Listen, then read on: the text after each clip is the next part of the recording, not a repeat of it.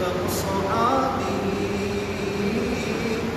وأزواجه وأهل بيته وأهل سنته وأولياء أمته أجمعين. أما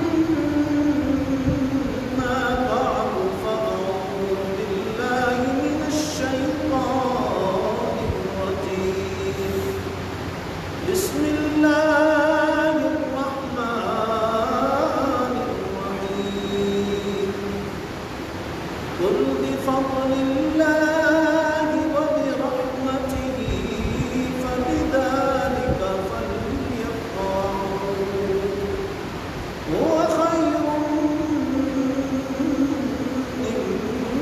مما يجمعون. آمنت بالله صدق الله العظيم وصدق رسوله النبي الكريم الأمين ببركة إن الله وملائكته يصلون على النبي يا أيها الذين آمنوا صلوا عليه وسلموا تسليما. تمام احباب ہے عقیدت، الصلاة والسلام عليك يا سيدي يا رسول الله وعلى آلك وأصحابك يا سيدي يا رسول الله. الصلاة والسلام عليك يا سيدي يا خير خلق الله وعلى آلك وأصحابك يا سيدي يا محبوب رب العالمين.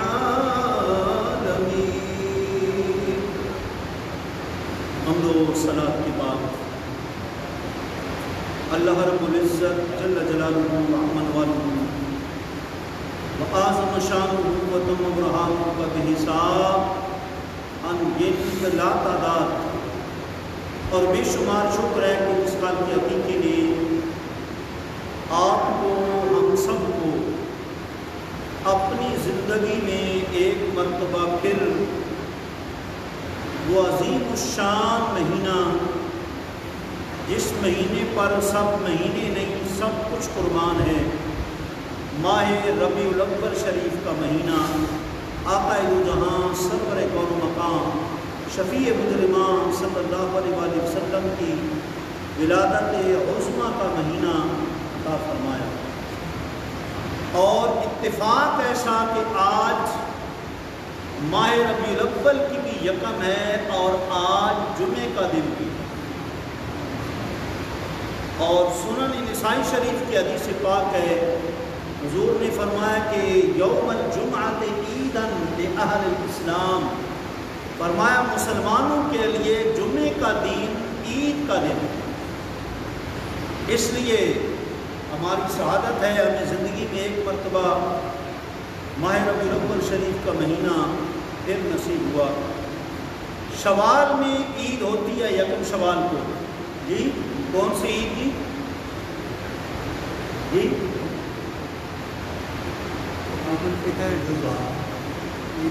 عید الفطر. جی اور ماہ ذوالحجہ شریف میں بھی عید ہوتی ہے. کب ہوتی ہے جی؟ 10 کو. ماشاء اللہ. اور اس کو کیا کہتے ہیں؟ عید الاضحیٰ. یکم شوال کو بھی عید ہوتی ہے اور ذوالحجہ شریف کی 10 تاریخ کو بھی عید ہوتی ہے. دونوں عیدیں ہیں اور یہ دونوں عیدیں سارے کرتے ہیں. جی ہر طبقہ فکر کرتا ہے، ہر مکتبہ فکر کرتا ہے. جی اور کچھ بھائی کہتے ہیں کہ 2 عیدیں ہیں، تیسری عید کہاں سے آ گئی؟ عید میلاد النبی کو کہتے ہیں عید الاعیاد، یعنی ساری عیدوں کی عید. وہ آپ کو میں عرض کرتا ہوں کہ کیسے.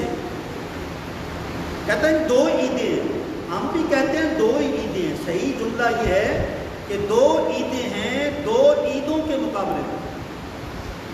غور کرنا اس جملے پر.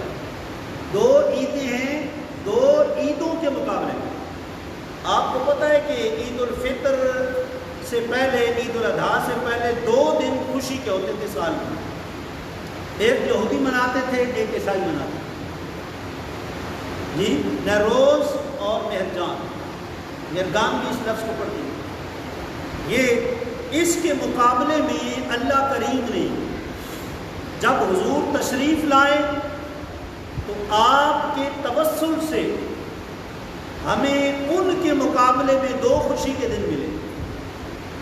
ایک کو عید الفطر کا دن کہتے ہیں اور ایک کو عید الاضحیٰ کا دن کہتے ہیں. ان نوروز اور مہرجان کے مقابلے میں جو ہمیں 2 عید کے دن ملے اس لحاظ سے 2 ہی عیدیں ہیں. لیکن تیسری عید جو ہے وہ دونوں عیدوں کی جان ہے. کیوں؟ اگر حضور تشریف لائے ہیں تب ہمیں عید الفطر ملی ہے. حضور تشریف لائے ہیں تو عید الاضحیٰ نصیب ہوئی ہے. اگر حضور نہ آتے یہودی اور عیسائی تو مہرجان اور نوروز دونوں عیدیں مناتے رہتے. ہم مسلمانوں کو عید نصیب نہ ہوتی. حضور تشریف لائے, اللہ نے کرم فرمایا, ہمیں عید الفطر عطا فرمائی اور عید الاضحیٰ عطا فرمائی. ان کے مقابلے میں 2 خوشی کے دن عطا فرما دیے. اور اگر حضور تشریف نہ لاتے لولاک لما خلقت الافلاک, محبوب اگر آپ نہ ہوتے تو کائنات کی کوئی رونق نہ ہوتی. یہ اگر خوشیاں ملی ہیں عید الفطر کی عید الاضحیٰ کی تو حضور کی دامن کرم کی برکت سے جی. اس لیے دوسری بات دیکھیں, ایک ہے جسمانی نعمت. جسم کے لیے کوئی اچھی غذائیت مل گئی جی, کھانے پینے کی اچھی چیزیں مل گئی, یہ بھی ایک نعمت ہے, اللہ کا فضل ہے, کرم ہے. اور ایک نعمت جسمانی نہیں ہوتی, وہ نعمت ایمانی ہوتی ہے. آپ بتائیں کہ مسلمان کے لیے کون سی نعمت بہتر ہے؟ اگر آپ کہیں جسمانی تو جسمانی غیر لوگ ہم سے بہتر ہو سکتا ہے کہ کھانے کھاتے ہوں, بہتر غذائیں کھاتے ہوں, لیکن جو ایمانی ایک نعمت ہے نا, ایمانی نعمت جسمانی اور غذائیت والی نعمت سے کئی درجے بہتر ہے جی. اب دیکھیے قرآن پڑھیے 7واں پارہ سورۃ المائدہ. مائدہ کا معنی ہوتا ہے دسترخوان. مائدہ آج کل سعودیہ والے اس کو عربی میں سفرہ کہتے ہیں, لیکن پرانی جو قرآن کی لغت ہے اس کے مطابق دسترخوان کو مائدہ کہتے ہیں. مائدہ. عیسیٰ علیہ السلام کی قوم کو جب بھوک لگی اور بظاہر کوئی نعمت اس کو وہ افسر نہیں سمجھ رہے, وہ آ گئے عیسیٰ علیہ السلام کے پاس, کہنے لگے کہ آپ اللہ کی بارگاہ میں دعا کریں, اللہ آسمان سے دسترخوان سیدھا زمین پر اتارے اور اپنی نعمتوں سے اور غذاؤں سے بھر کے ہمیں عطا فرمائے. عیسیٰ علیہ السلام نے فرمایا پھر کیا ہوگا؟ کہنے لگے انزل علینا مائدۃ من السماء تکون لنا عیدا لاولنا وآخرنا وآیۃ منک وارزقنا فإنک خیر الرازقین. کہنے لگے کہ اگر آسمان سے دسترخوان آپ نے دعا کی, اللہ نے بھیج دیا, اس کے اندر طرح طرح کی کھانے والی نعمتیں بھیجی, ہمارے اگلوں اور پچھلوں سب کے لیے وہ عید کا دن. ذرا غور کرنا, انہوں نے کیا کہا, قرآن کیا کہہ رہا ہے کہ ہمارے اگلوں اور پچھلوں سب کے لیے وہ آسمانی جو دسترخوان اترے گا وہ عید کا باعث بنے گا. ہمارے اگلوں اور پچھلوں کے لیے جس دن آسمان سے دسترخوان اتر آیا, ہمیں کھانے پینے کی نعمتیں مل گئی, ہم اس دن کو عید کا دن منائیں.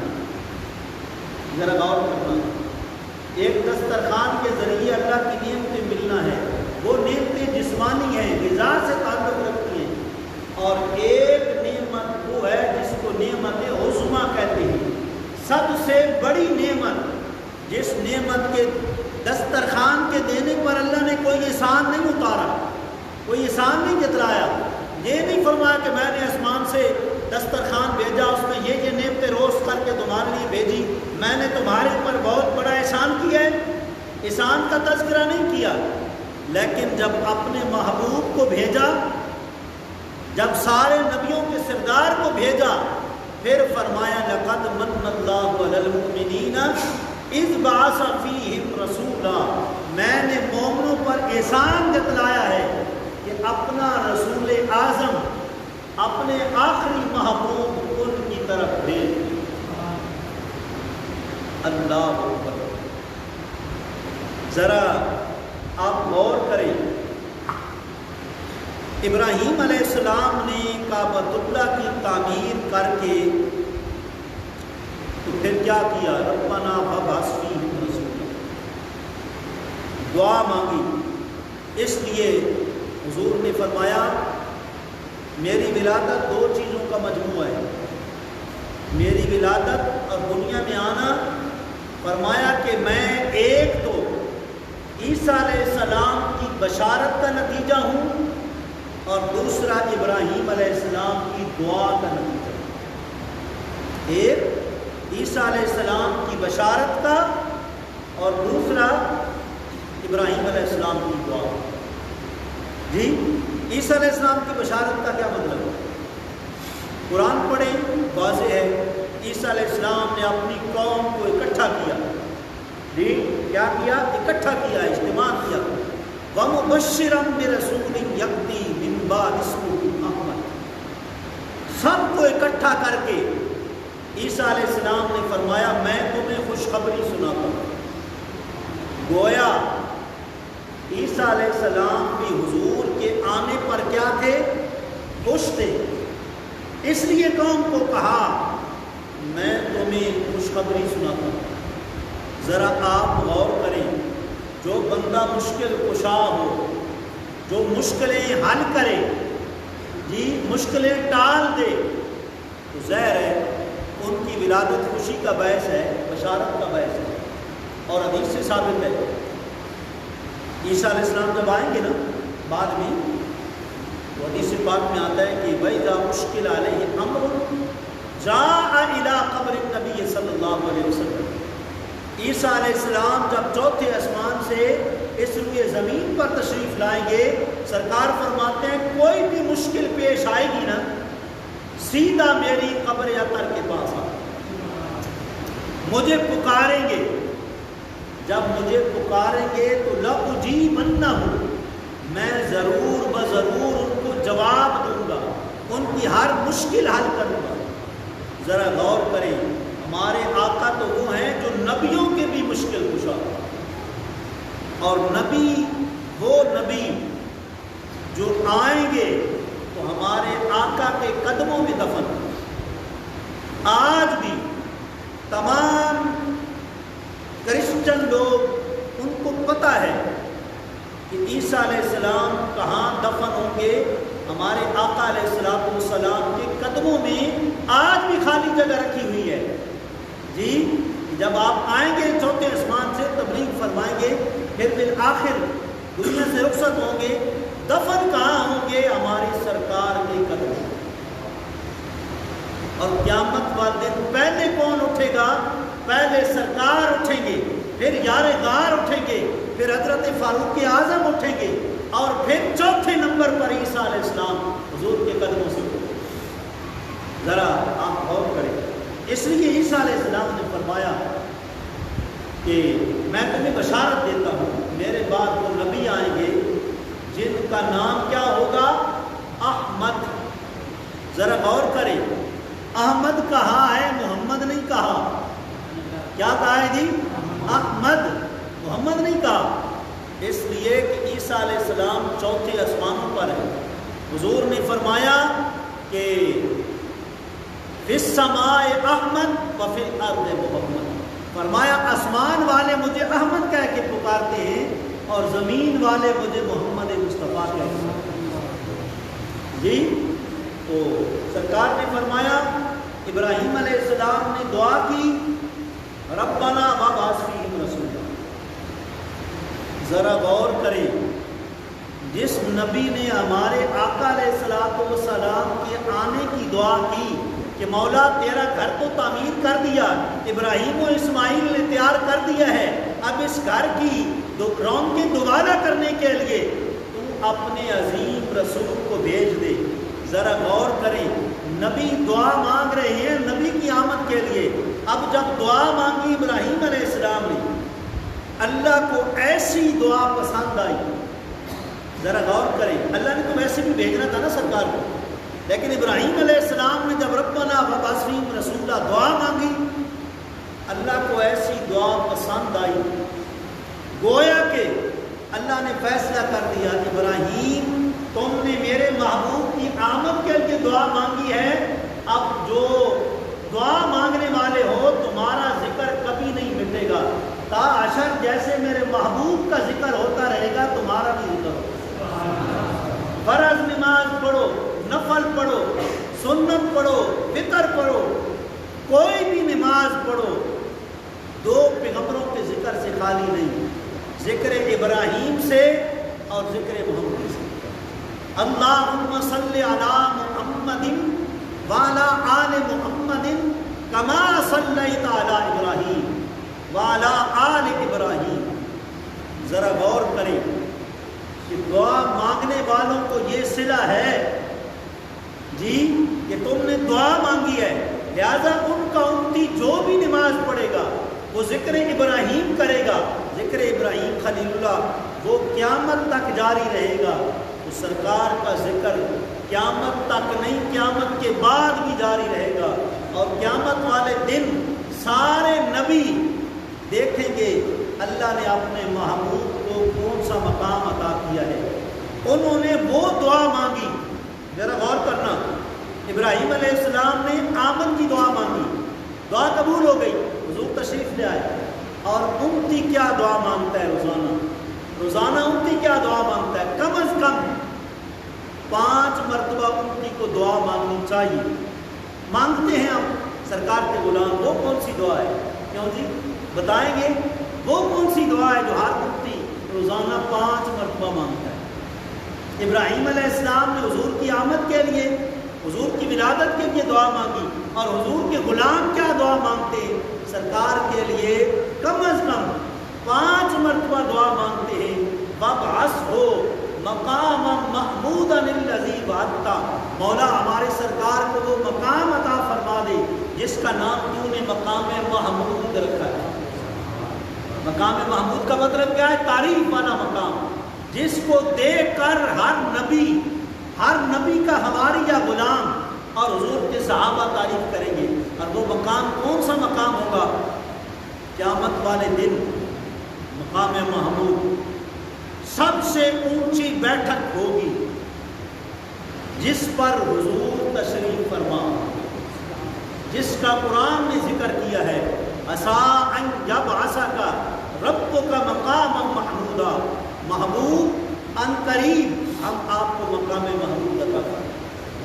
ذرا غور کریں، جب روزانہ امتی یہ دعا کرتا ہے اور ماہ ربیع الاول آتا ہے، دن رات حضور کے تذکرے کرتا ہے، اور حضور کے جتنے گستاخ ہیں اعلیٰ حضرت امام اہل سنت ہمیں بتا گئے، مٹ گئے مٹتے ہیں مٹ جائیں گے ادا تیرے، مٹ گئے مٹتے ہیں مٹ جائیں گے ادا تیرے، نہ مٹا ہے نہ مٹے گا کبھی چرچا تیرا. حضور کے گستاخ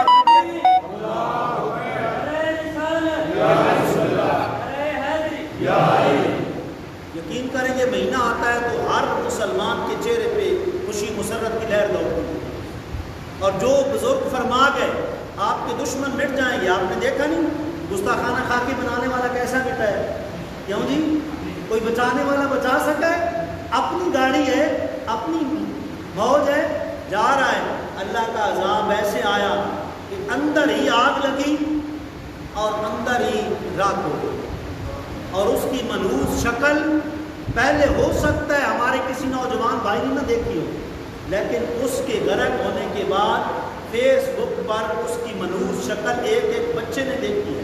بچے پوچھتے ہیں پاپا یہ کون ہے، یہ اتنی بری شکل والا یہ کون ہے، اینک لگائی ہے، بوڑھا ہے، یہ ہے کون؟ پھر انہیں سمجھانا پڑتا ہے یہ عیسائی ہے جس نے ہمارے پیغمبر کے گستاخانہ خاکے شائع کیے تھے، اور آج دیکھ لو اس کا انجام کیا ہوا ہے۔ جو ہمارے بزرگ کہتے تھے کہ یہ انشاءاللہ غرق ہوگا، غرق ہو کے رہا ہے، اور انشاءاللہ جو بھی گستاخ ہوگا، اعلیٰ حضرت فرما گئے حضور کا ذکر نہیں مٹے گا، حضور کا چرچا ہوتا رہے گا جی۔ اور آپ اور ہم، آخری بات اور بخاری کی آخری حدیث، آپ اور ہم ذکر کریں گے اور کرتے ہیں الحمدللہ۔ ربیع الاول شریف کا مہینہ شروع ہو گیا، ہر طرف محفل ہی محفل جی۔ داتا حضور کے اس نے کرونا سارا توڑ دیا، اب الحمدللہ حضور کے ولادت والا مہینہ، ہر طرف حضور کے چرچے ہو رہے ہیں، ہوں گے انشاءاللہ۔ اور ساتھ ساتھ یہ خیال رکھنا ہے بے نمازی سنی نہیں کرنا، نماز 5 ٹائم کی۔ حضور فرماتے ہیں قرۃ عینی فی الصلاۃ، میری نماز کے اندر کیا ہے؟ آنکھوں کی ٹھنڈک۔ نماز صرف جمعہ نہیں فرض، جمعے کی طرح باقی 5 بھی فرض ہے۔ اور اگر گھر اور فیکٹری میں اجازت ہوتی تو حضور نبینہ کو دے دیتے، معقول عذر ہے نا، نبینہ کو اجازت دے دیتے۔ انہوں نے پوچھا یا رسول گھر نماز پڑھ لیا کرو، سرکار نے پہلے فرمایا ٹھیک ہے پڑھ لیا کرو، پھر فرمایا یہ بتاؤ اذان کی آواز جاتی ہے یا رسول اللہ جاتی ہے؟ فرمایا نہ، پھر فرمایا کہ نماز کے وقت نہیں آتے نا گھروں سے نکل کر، تو میرا جی چاہتا ہے، حالانکہ آپ رحمت للعالمین فرماتے ہیں میرا جی چاہتا ہے کہ ان گھروں کو میں آگ لگا دوں، صرف چھوٹے بچے اور عورتیں اگر گھروں میں نہ ہوتی میں چلا جاتا، گھروں کو آگ لگا دیتا، جلا دیتا۔ بھائی تمہارے گھروں کا کیا فائدہ ہے جن گھروں سے تم نکل کے مسجد میں نہیں آتے، نماز پڑھنے نہیں آتے؟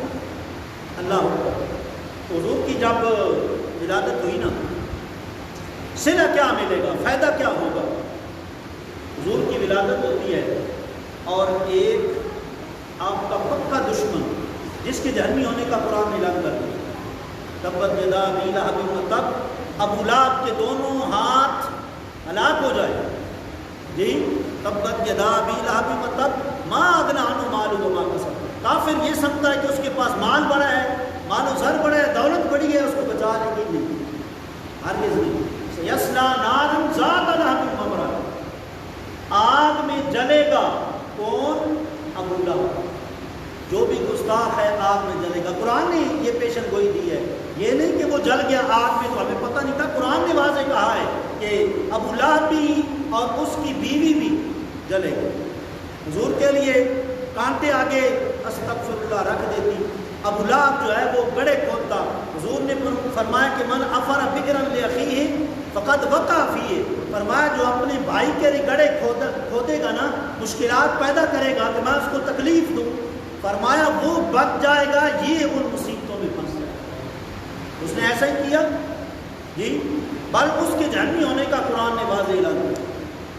حضور کی ولادت کا وقت آیا، امام محمد بن اسماعیل بخاری اس حدیث کو نقل کرتے ہیں، اور علامہ ابن حجر اسقلانی اس کی شرح فتح الباری میں جو لکھ رہے ہیں وہ خلاصہ آپ کی خدمت میں عرض کرتا ہوں۔ جب حضور کی ولادت ہوئی تو اس کی لونڈی تھی سویبہ، صوبیہ نہیں، یہ غلط لفظ بولتے ہیں کئی ہمارے بھائی، سویبہ۔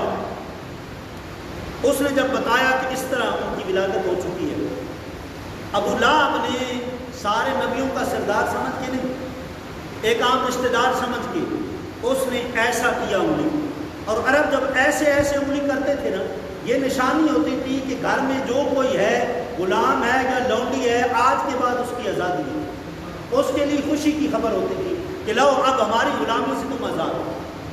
جب ایسے ابو لہب نے کیا تو سویبہ آزاد ہو گئی جی۔ حضور کی آمد کی خوشخبری دی، اللہ نے کرم اتنا کیا بعد میں کہ حضور کی والدہ بنی سویبہ، حضور کی رضائی والدہ میں ان کا نام آتا ہے۔ جن 10 عورتوں نے حضور کو دودھ پلایا، یہ کسی نے 1 گھونٹ 2 گھونٹ پلایا، کسی نے زیادہ کسی نے تھوڑا، اس میں حضرت سویبہ کا نام بھی آتا ہے۔ آزاد کر دیا ابو لہب نے۔ اب اس کے بعد کچھ عرصہ ہوا، ابو لہب مر گیا جی، کسی کی خواب میں آیا۔ علامہ ابن حجر اسقلانی فرماتے ہیں حضور کے چچا حضرت عباس ان کی خواب میں آیا، انہوں نے پوچھا بتاؤ کیا ہوا ہے، قبر میں بتاؤ کیا ہوا ہے۔ کہنے لگا جب سے قبر میں آیا ہوں نا، 24 گھنٹے عذاب قبر میں مبتلا رہے، تخفیف نہیں ہوتی۔ پورے ہفتے میں ایک دن میرا تخفیف کا ہوتا ہے جی۔ اگر قیدی کو بھی ایک دن تخفیف کا مل جائے تو خوش ہو جاتا ہے، تو قبر تو پھر قبر ہے، اور پھر قبر کے اندر بھی کافر ہو تو پھر اللہ اکبر کہتا ہے۔ آپ نے فرمایا وہ کون سا دن ہے اور کس وجہ سے تخفیف ہو جاتی ہے؟ کہنے لگا وہ ان کی ولادت کا دن ہے، جب وہ پیدا ہوئے تھے میں نے اشارے سے اپنی لونڈی کو آزاد کیا تھا، یہ میری ادا اللہ کو پسند ہے۔ اب جب پیر کا دن آتا ہے نا، اس انگلی سے بعض روایات میں پانی نکلتا ہے، بعض روایات میں دودھ نکلتا ہے، میں اس کو چوس لیتا ہوں، کچھ نہ کچھ عذاب قبر میں تکلیف ہوتا ہے۔ یہ حدیث پاک نقل کر کے محدث علامہ شمس الدین محمد بن جزری فرماتے، اگر کافر ان کی آمد پر لونڈی آزاد کرے، بھائی لونڈی آزاد کرنا مال قربان کرنا ہے نا، غلام اور لونڈیاں بازاروں میں فروخت ہوتی تھی، باقاعدہ بازاروں میں ان کی خرید و فروخت ہوتی تھی، بڑی مہنگے داموں لونڈی کو اور غلام کو خریدا جاتا تھا، اور عام بندہ غریب بندہ خرید بھی نہیں سکتا تھا۔ حضرت عثمان غنی جیسے بندے خرید کر اللہ کی راہ میں رہا کرتے تھے، آزاد کیا کرتے تھے۔ تو گویا ابو لہب نے حضور کی آمد پر انگلی کے اشارے سے لونڈی کو آزاد کیا، دوسرے لفظوں میں اللہ کی راہ میں مال قربان کیا۔ اس کو صلہ کیا ملا؟ جب بھی وہ دن آتا ہے تو عذاب قبر میں تخفیف ہو جاتی ہے، حالانکہ اس کا آخرت میں جہنمی ہونا یقینی ہے، لیکن عذاب قبر میں تخفیف ہو جاتی ہے۔ تو محدث شمس الدین فرماتے ہیں اگر غلام حضور کا ہو، حضور کا امتی ہو، حضور کی آمد کی خوشی میں، حضور کی ولادت کی خوشی میں طرح طرح کی خوبصورت محافل سجائے، حضور کا ذکر جمیل کرے، فرمایا اس کا صلہ جنت کے سوا اور کوئی نہیں۔ اس لیے بھائی گناہگار ہم ضرور ہیں، اللہ ہمیں معاف فرمائے، لیکن کبھی بھی زندگی میں غدار نہیں ہونا۔ گناہگار ہونا اور چیز ہے، غدار ہونا اور چیز ہے۔ ایک بندہ نماز نہیں پڑھتا، کسی وجہ سے بھی اس نے نہیں پڑھی جی، اس نے کہا یا اللہ مجھے معاف فرما دے، مجھ سے یہ غلطی ہو گئی۔ ایک بندہ کہتا ہے میں نماز کو مانتا ہی نہیں، میں نماز کو تسلیم ہی نہیں کرتا، یہ فلاں کا کام ہے، فلاں کا کام ہے۔ غدار اللہ کو ناپسند ہے۔ ایک چیز جب اللہ کا حکم ہے اس نے لازم کی ہے اور بندہ اس کا انکار کرے گا تو کافر ہو جائے گا۔ یہی مسئلہ ہے حضور کی ناموس کا۔ ایک غافل ہونا، گناہگار ہونا اور چیز ہے، اور غدار ہو جانا اور چیز ہے۔ آخری بات امام مالک نے فرمایا کہ جس وقت نبی پاک کی گستاخی ہو جائے، بے ادبی ہو جائے، اور مسلمان اور ان کے غلام خاموش رہیں اور اس پر کچھ ایکشن نہ لیں، تو فرمایا کہ پھر وہ امت غرق ہو جائے، آج نہیں تو کل سے پھر غرق ہو جائے۔ الحمدللہ ابھی تک مسلمانوں میں ایمان موجود ہے، ایمان کی حرارت، جذبات موجود ہے۔ اللہ تعالیٰ اس میں اور زیادہ اضافہ فرمائے۔ یہ مہینہ انقلاب والا ہے، کیونکہ ذکر جمیل جتنا اس مہینے کے اندر حضور کا ہوتا ہے اتنا کسی مہینے میں نہیں ہوتا۔ انشاءاللہ ذکر پاک کی برکت سے وبائیں بھی ختم ہوں گی، بیماریاں بھی ختم ہوں گی، اور ملکی بحران بھی ختم ہوں گے، اور انشاءاللہ العزیز اللہ سب پر راضی ہوگا۔ وآخر دعوانا